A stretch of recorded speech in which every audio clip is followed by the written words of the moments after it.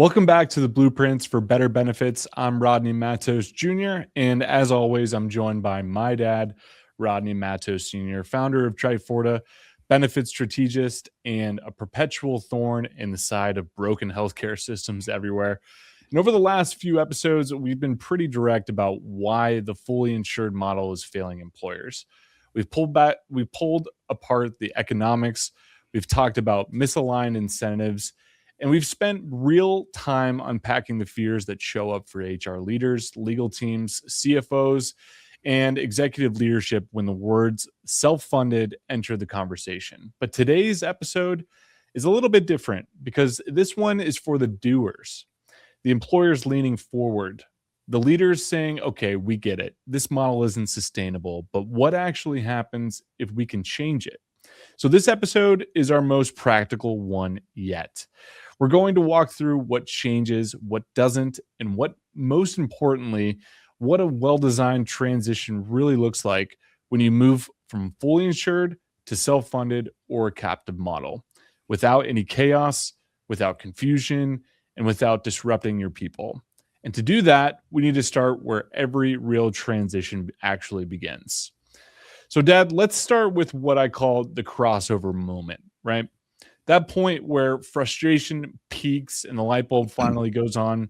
Can you share a little bit or maybe even a story of how an employer who reached that moment and what surprised them most once they made that jump? Yeah, no, thanks, son. Great introduction. And yeah, this is a super important episode. Employers that want to make the leap, they understand that they're, stuck in a broken system. They're tired of the status quo. They're tired of seeing, 9, 12+% renewal increases every year without any documentation, data that shows, what is the justification for that renewal increase. It's always about trend. It's always about rising costs. It's always about ACA. It's the same playbook. Their current advisor, talks about what a great job they did negotiating the renewal down, but they still end up with an 8, 9, sometimes 10+% increase. Mm-hmm. So, I'll never forget, a manufacturer who made this decision. There were about 180 employees. And the CEO looked across the table and said, "Hey, Rodney, I know our system is broken. I just don't want to break my company while trying to fix it." And really, that's the fear, right? And there's disruption, their fear of confusion, their fear of risk. But here's what our response was. We told them, and what we tell every employer: the best self-funded transitions, they don't feel like a revolution. They feel like evolution. The reality is, you're not blowing up your benefits. You're taking back control. You're breaking free from the status quo. And the biggest surprise, most of what employees see doesn't actually change. What changes is really only what happens behind the scenes. So there's transparency now, there's ownership and aligned incentives. And that's truly the game changer that we're talking about. And that's the perfect setup, because the biggest fear we hear is, are we about to create chaos for our employees? So let's tackle that head on. What truly doesn't change? Yeah, well, the key is you got to do it right, and they shouldn't notice. So that's the goal. The very first thing that we look at is your network. To do this right, we do what's called network disruption or analysis. And we ensure that there is no disruption, whether it be with providers, with specialists, or with facilities. Most employers assume self-funding means leaving their network. And that's not true. If you're on Blue Cross or Aetna or any one of the other BUCA carriers, whether it be Cigna, United, you name it, you can keep the same PPO network, same doctors, same hospitals, same facilities. So really, and same specialists. So, one employer's biggest fear was, do we lose our pediatrician? Do we lose our dermatologist? Do we lose my wife's OBGYN? We showed them the exact same pediatric group was still in network. And that's what the power of provider disruption or disruption analysis, it really provides the relief and it provides that relief instantly. The second, this is key, is your benefits design, right? So that doesn't change. Co-pays, deductibles, out-of-pocket max. The great thing about self-funding is you can mirror your current plan and do that perfectly, complete alignment. So it's like taking the body of your favorite truck and dropping in a better engine underneath. We've all seen those Instagram videos, or at least I have, where people are talking about, they're showing off 1,000, 1,500 horsepower engines that you can drop into a vehicle. And that's kind of what we're doing with self-funding. We're adding horsepower, tremendous horsepower, to your existing plan. Then you have your HRS system, the benefits admin portal. Whether you're using Workday, Ease, Rippling, Employee Navigator, these all stay. There's no re-platforming nightmare, no major IT lift. We remap the funding logic behind the curtain. We get TPAs and vendors that integrate with your current technology. And then you have support for employees. In fact, there's more support for employees in our self-funded plans with our care navigation models and concierge members and claim services. So employees still have a number to call. In fact, we have a smart app that also provides a wonderful resources for employees. They can actually see which providers they can go to in their area that have the best outcomes and lowest costs, and where they can actually save the most money if they choose to use them. And in fact, many self-funded employers upgrade to the concierge advocacy, and where there's real humans and that better navigation and way less runaround. So, and then your advisor. So as long as your broker is aligned with helping you take control, great, keep them. But if they defend the status quo and block progress, that's a different conversation. Right. And so for employees, it's the same doctor, same network, same plan structure, same enrollment experience. If nothing feels different on the surface, what are we really afraid of? Yeah, exactly. The ID card, it looks the same. The provider doesn't know the difference. So the opportunity is really all behind the curtain. All right, so let's pull back the curtain. If continuity is what employees feel, what actually changes under the hood? Yeah. The changes that actually matter is what we want to address. And so, these are the things that it's addressing where the plan evolves from passive to being proactive, right? So first we'll talk about how claims are funded.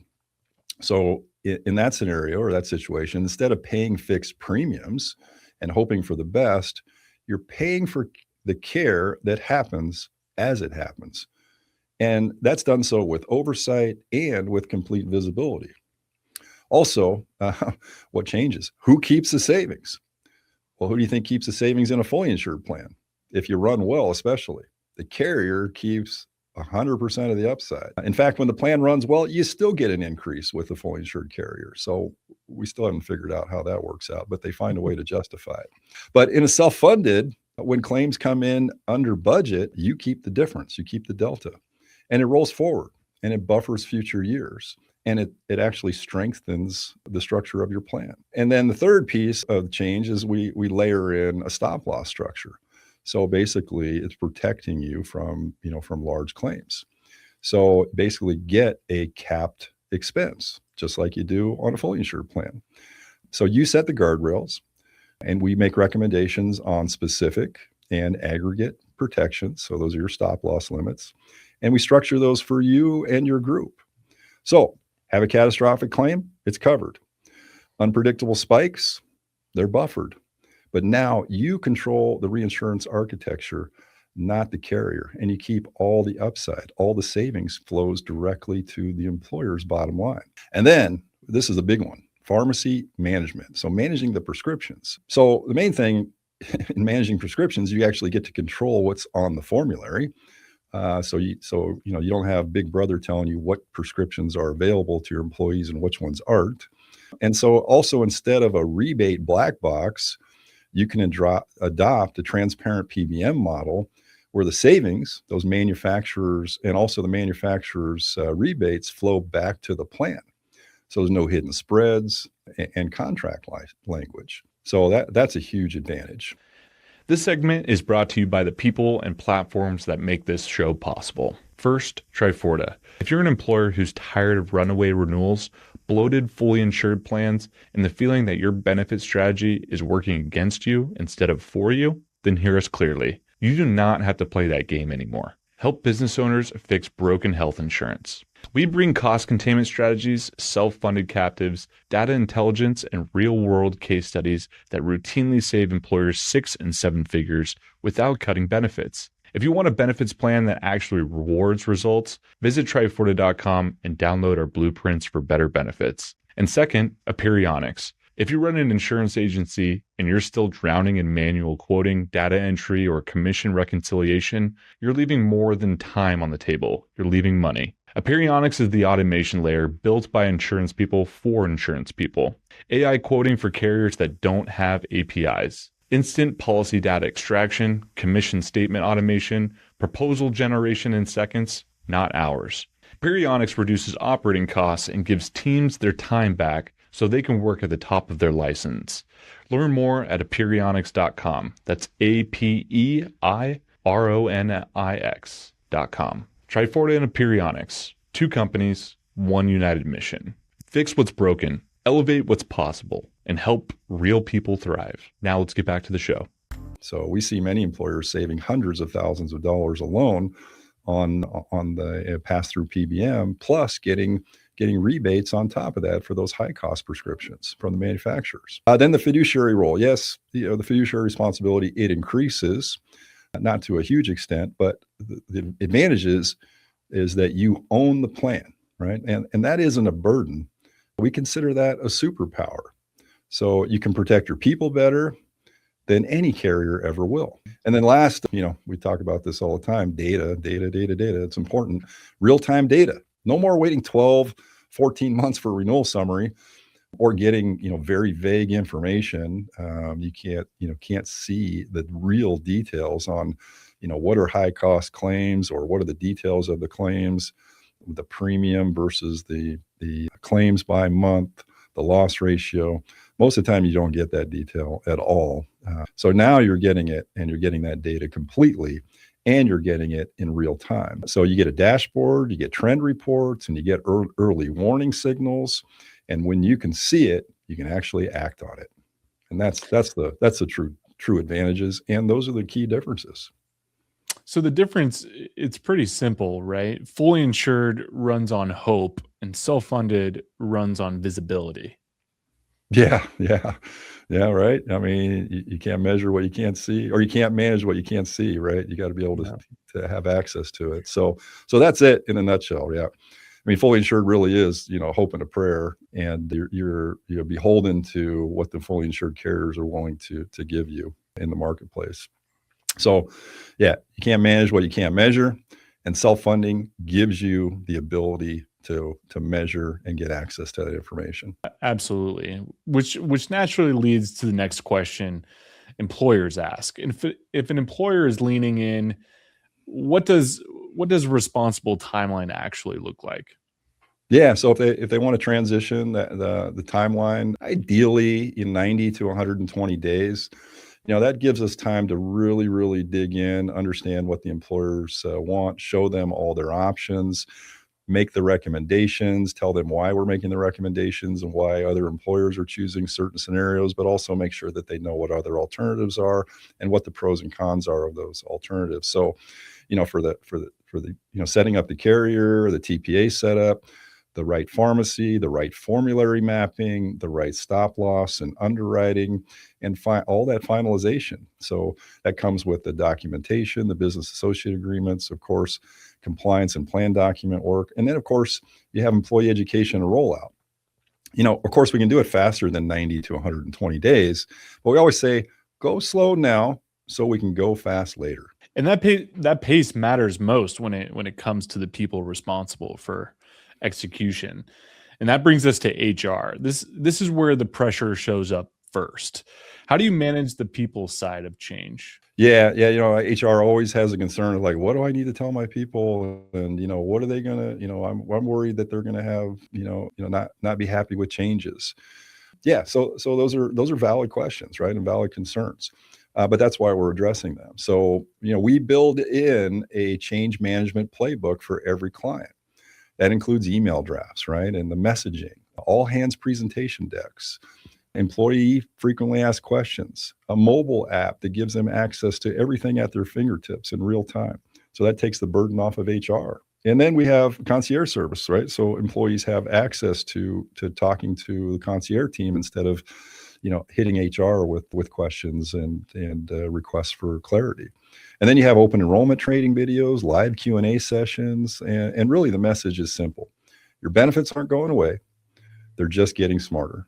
And when a company leads with transparency and purpose, this shift actually improves the culture in their organization. Of course, even with good communications, employers still ask, what if claims spike? What if something goes sideways during all of this? Yeah, that's one that we hear a lot, and it's of course a common concern. But that's why you don't launch without shock absorbers, right? So you have spec deductibles, right? You have specific stop loss, you have aggregate stop loss, you have reserve strategies. So all of those things we are experts at putting together for employers. So with the right captive structures to spread risk, third-party claim oversight, and also medical management and steerage tools. So we design for resilience for employers. So after 12 to 18 months, most employers say, we should have done this a lot sooner. It totally forgot why we were concerned about it, but it's working out great. And that's the reality. 99% of the time, employers always say, we should have just done this sooner. And they're super happy that they did.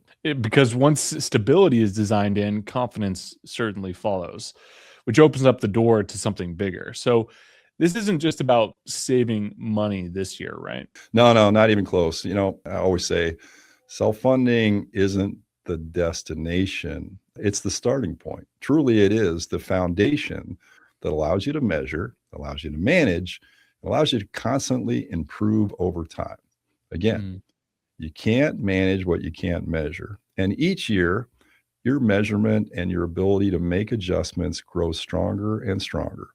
So fully insured is like renting, right? Your rent goes up. Everybody's been to timeshare presentations. You don't really own it. You just kind of share in the rental of it. Your rent goes up and you can't remodel it. But self-funded, that is true ownership. You actually own your property. You own your plan, and you can upgrade that plan as much as you want. Right. So you can, set it up to reduce ER misuse with telehealth and add direct primary care. These we see especially a lot in rural health areas across the Great Basin area for the mining companies that we work with. You can also manage chronic disease proactively, put in infusion treatment and bring those costs down.